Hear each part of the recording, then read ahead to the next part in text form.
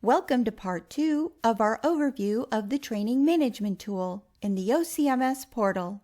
If you haven't watched Part 1 yet, you'll want to do that now. This video picks up where that one left off. In Tutorial Part 1, we reviewed how to create a training course and the training course view of the tool. In Part 2, we'll cover the trainee view of the training tool. We are currently looking at the training course view. We'll click the Trainees tab to see all the trainees. There was a card for each trainee. On their trainee card, you can see the total training time for their assigned courses. Click to view the training calendar. Today's date is in blue. The dates in purple are dates that training has been scheduled. On the right, you can see the training details.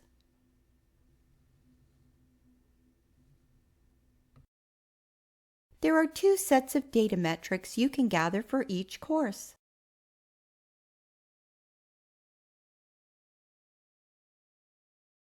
The first one is the level of training needed.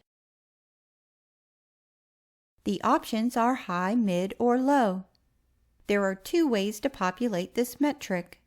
One is to manually score it based on your interactions with the trainee. The second way is to use our built-in survey. Just click the assessment survey at the top. You'll be taken to the survey template for the training needs assessment. Make sure to specify the training course on that survey. The second metric you'll score for each course is the course status. This drives reporting on how many trainees are pending taking the training, have failed, or have passed the training. This metric is scored manually. Now let's look at the last part of the card, the plus button. This makes it easy to add the trainee to an existing training course or to change their course session.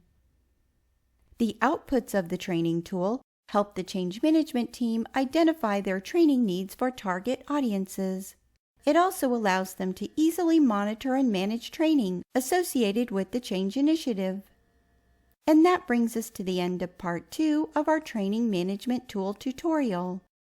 If you have any questions, feel free to contact us anytime. We'll be happy to help.